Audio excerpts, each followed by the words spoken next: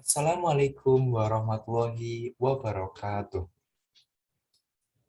Alhamdulillah pada pagi hari ini kita dapat berkumpul pada kelas online di kelas 5 pada saat ini. Nah, bagaimana ini kondisinya anak-anak pada pagi hari ini? Apakah masih semangat? Alhamdulillah, semangat sekali teman-teman semua ini. Nah, anak-anak, pada kali ini kita akan belajar bersama di pagi hari ini. Nah, sebelum itu kita berdoa terlebih dahulu. Siapakah yang ingin memimpin berdoa pada pagi hari ini? Ada yang ingin berkenan? Ya, silakan. Mas Wahyu, silakan memimpin berdoa di depan kelas. Berdoa mulai. Amin. Alhamdulillah. Semoga dengan kita berdoa, kita dapat diberikan oleh Allah Subhanahu wa taala kekuatan dan semangat pada saat kita belajar nanti. Supaya ilmu yang telah kita pelajari nanti itu akan dipermudah oleh Allah. Nah, pada pagi hari ini, anak-anak, apakah ada yang tidak hadir pada kelas pagi hari ini? Alhamdulillah, pada hadir semua ya. Oke, Alhamdulillah. Oke,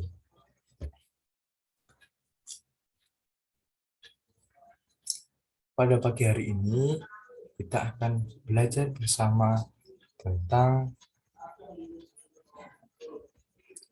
mata pelajaran ini. Kita akan belajar ekosistem. Apakah masih semangat anak-anak? Alhamdulillah, semangat selalu.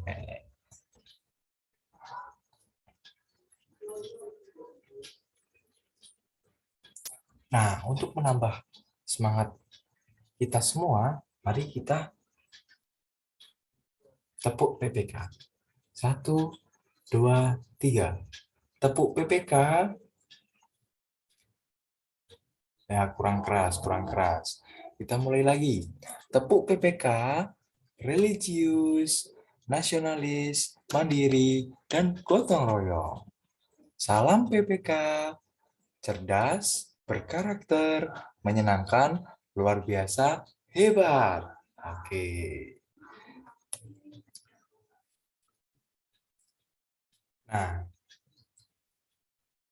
pada kesempatan kali ini kita akan belajar yaitu tema 5, ekosistem, subtema 2, hubungan antar makhluk hidup dalam ekosistem, pembelajaran ketiga. Itu kita akan belajar tentang tujuan pembelajaran bahasa Indonesia, IPS, dan PPKN.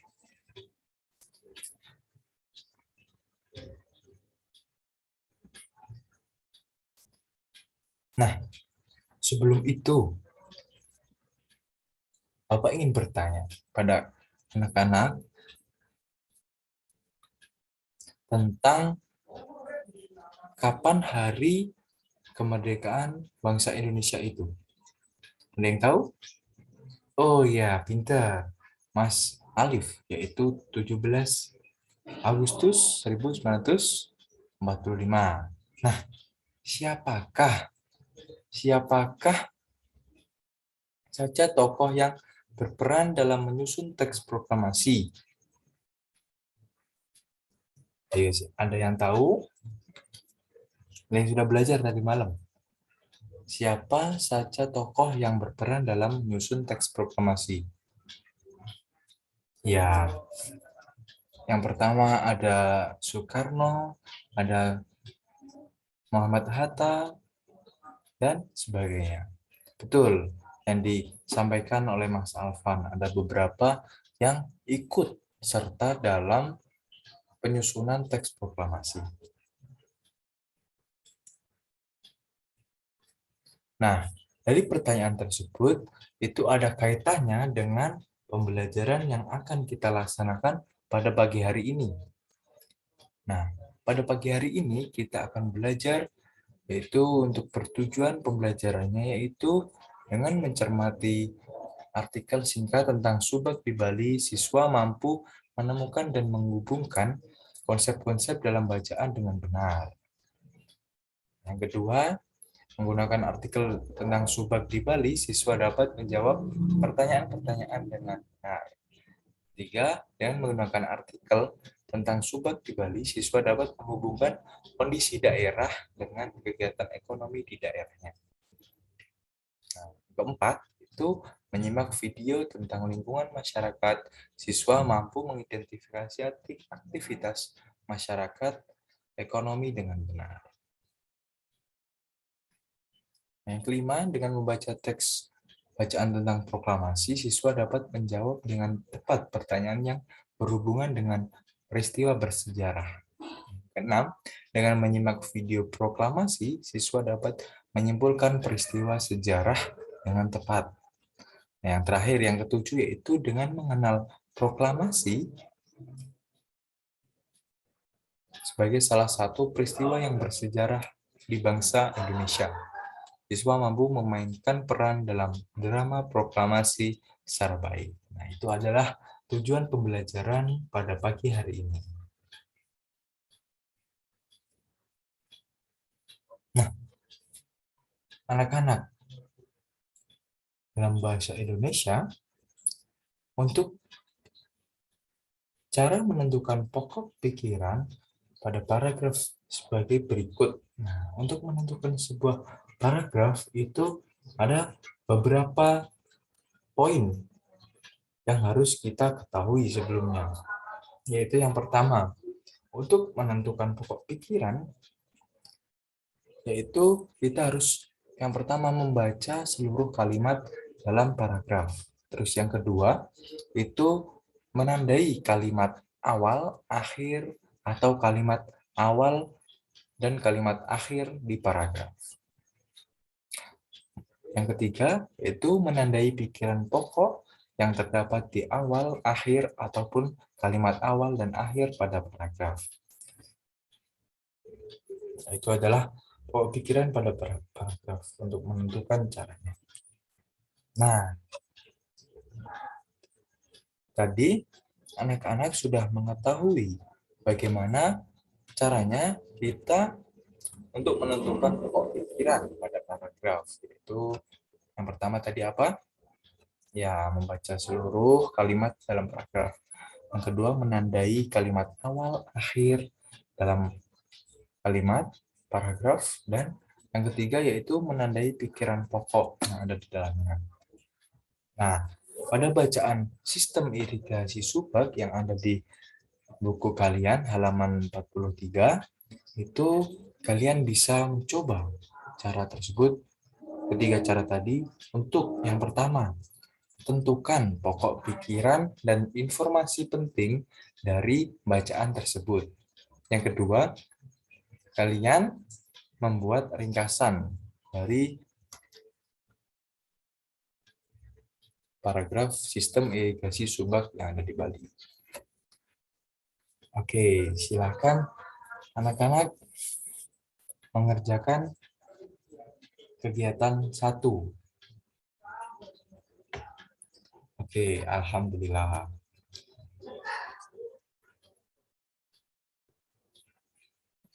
Nah, pada sistem irigasi subak,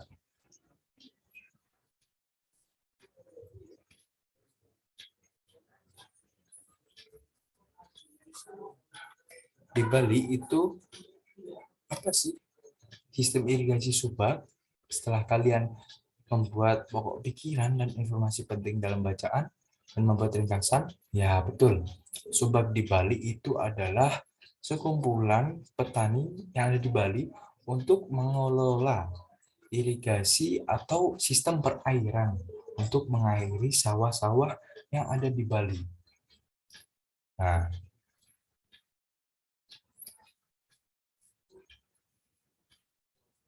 Nah, biasanya sumber irigasi itu didapatkan dari berbagai sungai ataupun sistemnya itu sungainya ditandun atau disimpan airnya, kemudian dialirkan ke sawah-sawah yang memang membutuhkan perairan untuk menanam tanaman yang ada di sawah. Nah, pada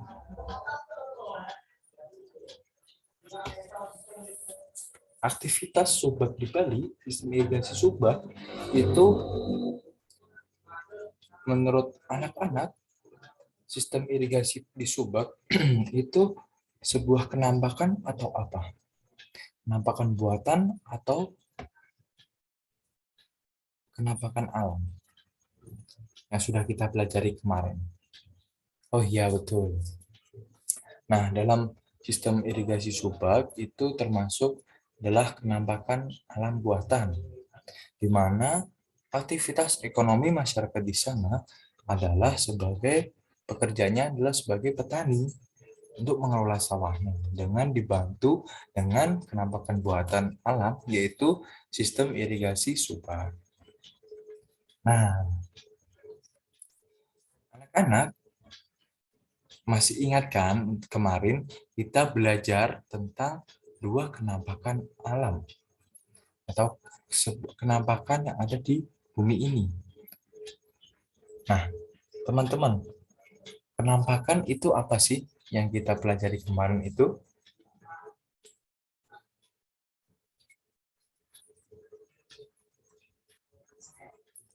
Oke, betul. Penampakan adalah segala sesuatu yang terbentuk sesuai dengan kebutuhannya. Nah, di penampakan alam itu ada dua, yaitu penampakan alam yang alami dan penampakan alam buatan. Nah, untuk penampakan alam itu yang ada di sekitar kita adalah seperti yang kita sering jumpai, seperti pada sistem irigasi subak itu penampakan alam atau buatan. Ya betul, penampakan alam buatan ya untuk sistem irigasi. Nah, untuk sawahnya itu termasuk penampakan alam buatan atau penampakan alam. Ya, untuk sawahnya itu yang bisa kita lihat dalam slide itu penampakan alam untuk yang sawah. Dan sistem irigasi itu termasuk di penampakan buatan. Nah, kalau di sini sistem irigasinya biasanya memakai apa? Ya, benar, yang ada di samping sekolah kita itu ada yang namanya dam, dam semen Indonesia. Nah, itu juga termasuk sistem irigasi yang digunakan oleh petani untuk mengairi sawahnya. Tapi kalau di Bali itu namanya subak, irigasi subak untuk mengairi sawah. Nah, penampakan alam itu ada apa saja sih? Yang selain yang telah kita sebutkan tadi? Ya, betul. Untuk penampakan alam itu yang pertama adalah pegunungan, seperti yang ada di sekolah kita. Sekolah kita ini berada di atas bukit, yaitu di atas pegunungan. Kedua ada sungai, ada tanjung, gunung, danau, teluk, ataupun selat. Nah, itu adalah macam-macam dari penampakan alam. Nah, sedangkan penampakan buatan itu seperti apa? Penampakan buatan itu berarti segala sesuatu yang ada di alam dan terbentuk atas campur tangan manusia. Nah, itu adalah yang termasuk penampakan buatan.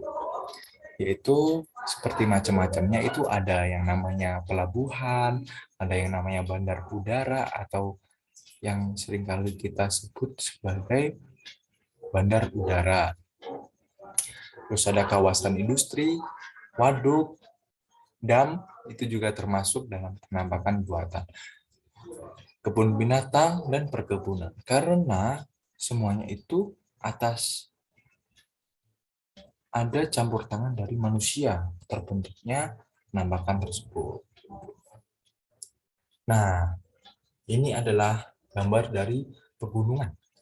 Pegunungan yang bisa kita ambil contohnya ada di Jayawijaya, itu adalah puncak gunung yang berada di Pegunungan Sudirman. Itu yang puncak paling tingginya itu dinamai adalah Puncak Jayawijaya. Dan ada juga puncak dari Trikora. Ada juga puncak dari Mandala. Itu adalah pegunungan yang ada di Indonesia. Dan kalau kita melihat di sekitar sekolah kita itu kita ada di namanya Pegunungan Kendeng. Nah, itu ada Pegunungan Kendeng di mana di sini juga ada yang namanya bukit atau yang sering kita ucapkan itu adalah Gunung Buta. Nah, itu adalah termasuk yang ada di Pegunungan Kendeng ini, seluruh ada di Rembang.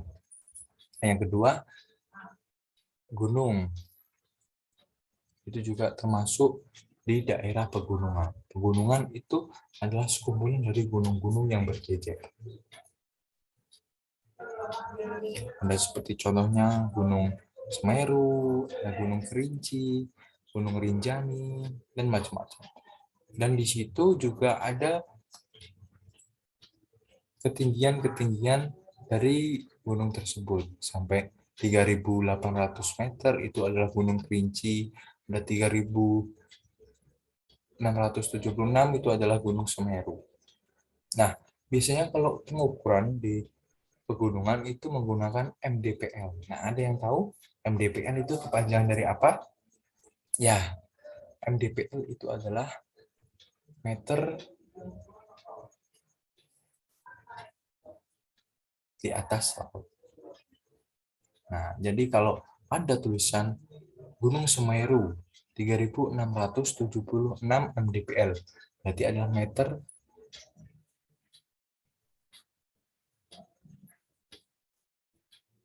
di atas laut. Ya.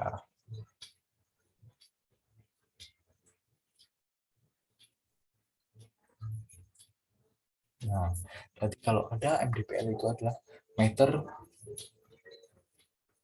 di atas permukaan laut. Oke. Nah, ini ada juga tanjung, ini adalah termasuk penampakan alam buatan. Penampakan alam alami. Itu ada tanjung, yaitu daratan yang menjorok ke laut. Adapun sungai, sungai yang ada di sekitar kita juga ada. Namun di Indonesia ada sungai yang di Jawa ada sungai yang panjang, yaitu adalah Bengawan Solo. Kalau di Sumatera ada yang namanya Sungai Musi, ada yang kalau di Kalimantan ada yang namanya Sungai Kapuas.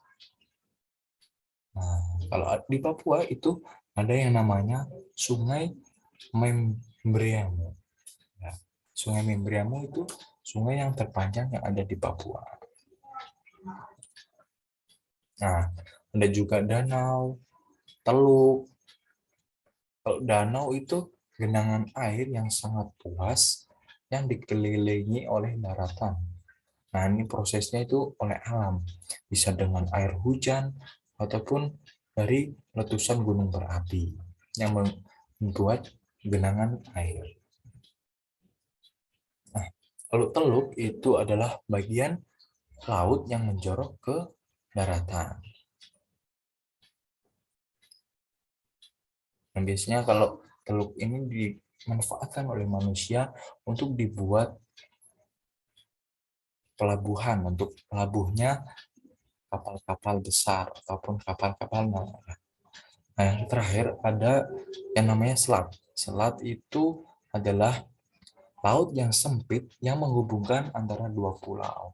Seperti contohnya itu adalah Selat Sunda yang menghubungkan antara Pulau Jawa dengan Pulau Sumatera, Selat Bali menghubungkan Pulau Jawa dengan Pulau Bali.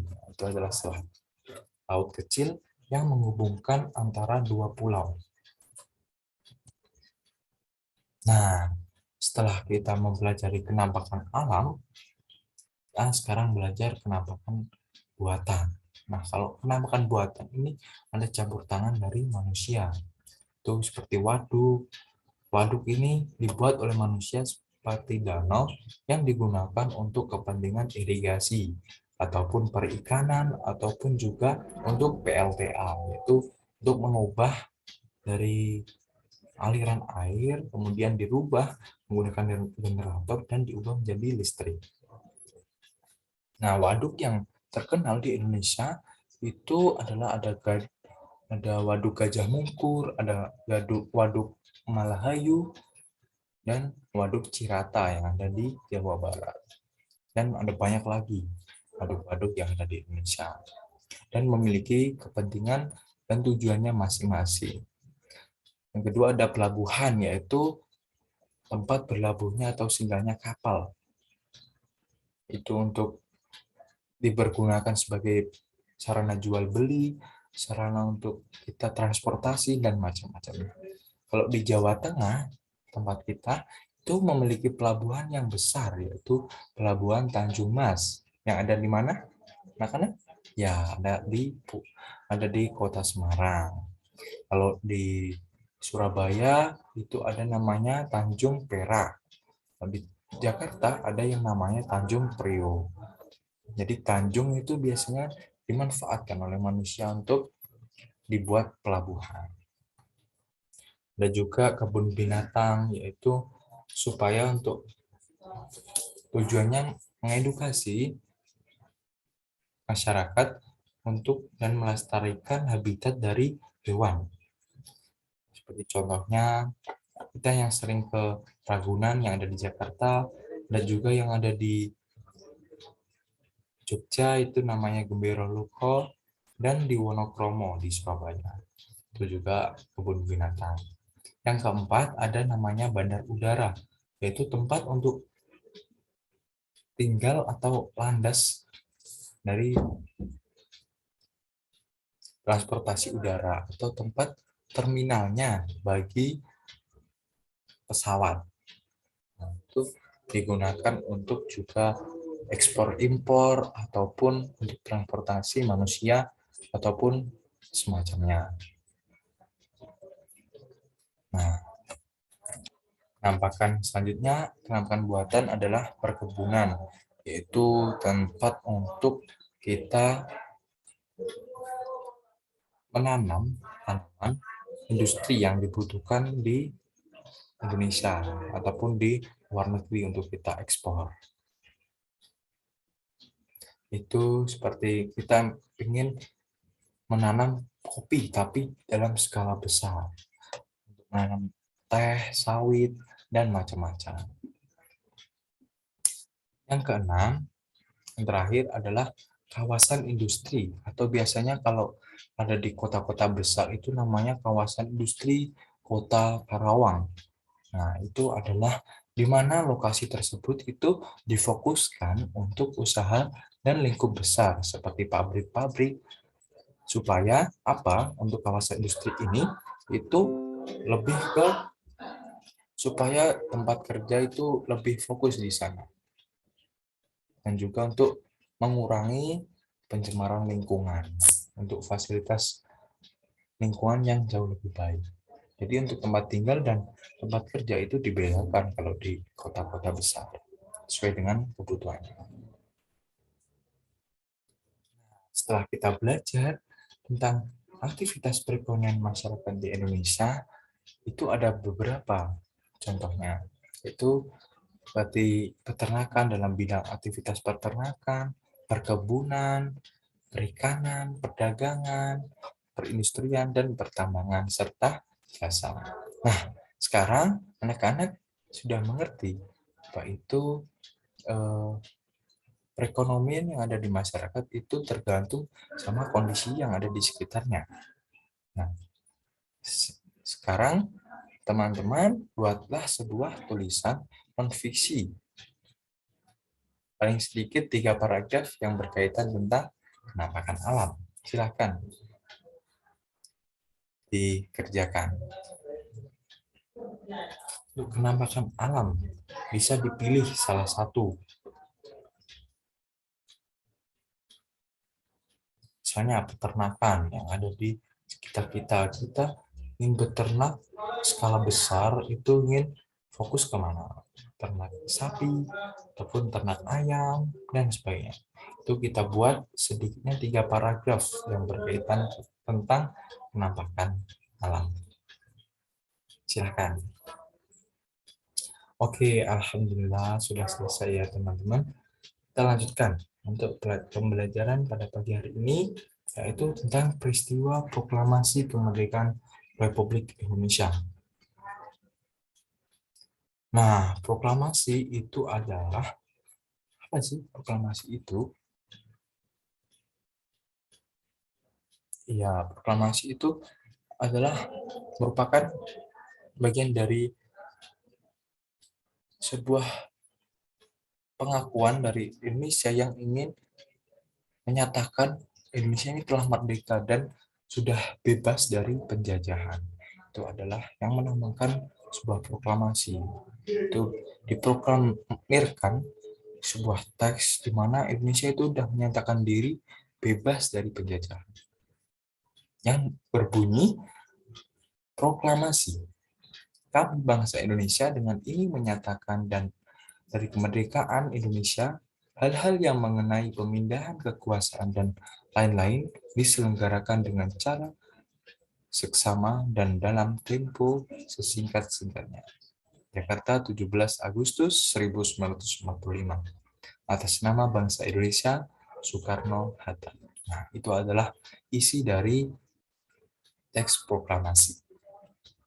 Nah, untuk sejarah singkatnya, dari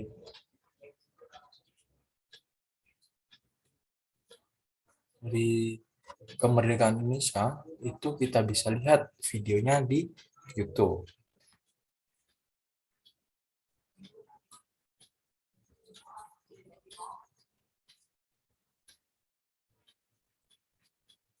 Nah, sejarah singkat tentang kemerdekaan Indonesia. Silakan disimak dengan baik.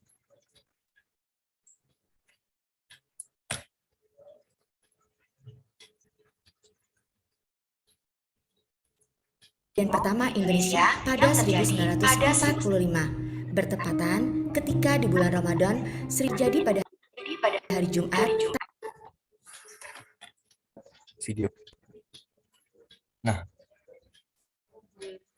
karena apa saja sih yang kita pelajari dari video tersebut? Ya, betul.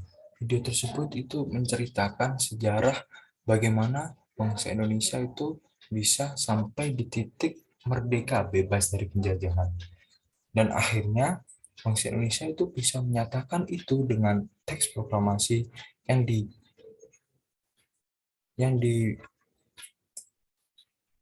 dibicarakan atau disampaikan oleh Presiden Indonesia pertama, yaitu Insinyur Soekarno, dan ditemani oleh Muhammad Hatta selaku dari wakil presiden pada saat itu.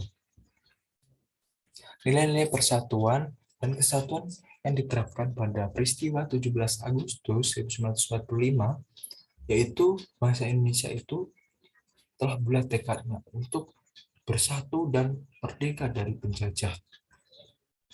Nah, seluruh masyarakat yang ada di Indonesia itu bangkit dan bekerja sama untuk menunaikan tugasnya dan merasa dirinya satu kesatuan untuk mengenal kelas dan derajat. Jadi dia udah bersatu dan ingin bangkit serta maju bersama untuk menindaklanjuti penjajah yang ada di Indonesia untuk mengusir dia kembali ke negaranya masing-masing.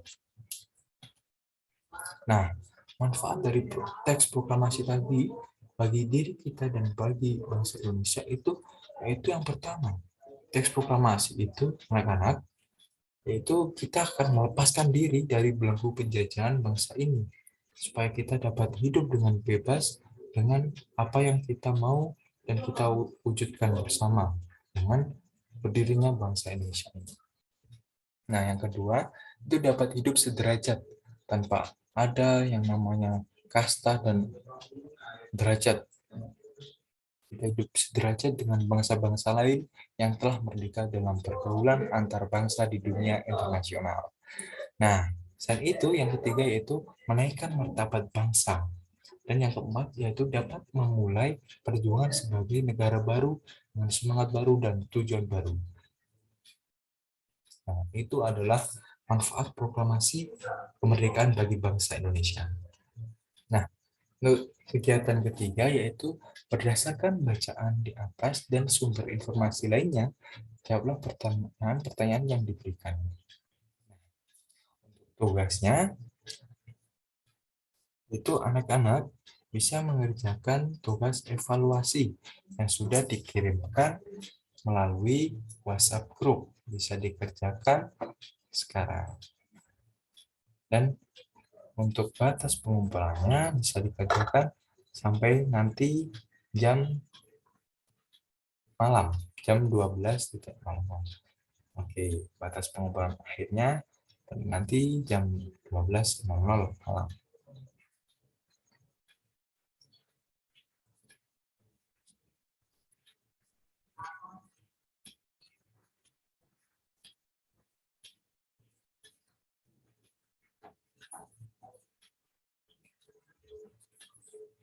Nah,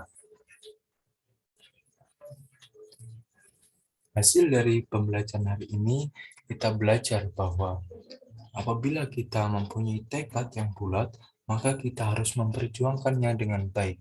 Meskipun itu kita berat dalam mengerjakannya, tapi setelah dari kita berjuang itu, ada hasil yang sangat dahsyat, maka kita wajib untuk mengerjakannya itu. Untuk mengejar itu supaya kehidupan yang kelak kita harapkan itu dapat tercapai. Meskipun itu kita tidak bisa merasakannya, tapi untuk generasi-generasi selanjutnya bisa hidup dengan damai dan bebas. Itulah semangat-semangat para pahlawan di mana beliau telah menyingkirkan keinginan-keinginan pribadi dan lebih mementingkan untuk kepentingan negara dan masyarakat banyak. Dan itu ditujukan ikhlas untuk mengabdi ke negara ini. Oke, mungkin itu pada pembelajaran pada pagi hari ini. Untuk pengumpulan tugas, Bapak ingatkan kembali nanti bisa dikirimkan melalui foto WA ke Ustadz, ke Bapak secara privat ataupun dikirimkan melalui grup. Baik, teman-teman, anak-anak, terima kasih setelah belajar bersama dengan Bapak tentang bahasa Indonesia untuk menentukan ide pokok. Yang kedua, kita belajar tentang aktivitas masyarakat dan penampakan alam. Dan yang ketiga, kita belajar tentang teks proklamasi dan semangat kemerdekaan Indonesia. Mungkin hanya itu yang bisa Bapak sampaikan. Ingat anak-anak, kita harus tetap mempunyai jiwa-jiwa yang semangat belajar, ingin mengetahui hal apapun itu dengan ilmu yang baik, supaya kita kelak dapat menciptakan atau menerapkan ilmu-ilmu yang sudah kita ketahui di masyarakat. Cukup sekian yang bisa Bapak sampaikan. Terima kasih.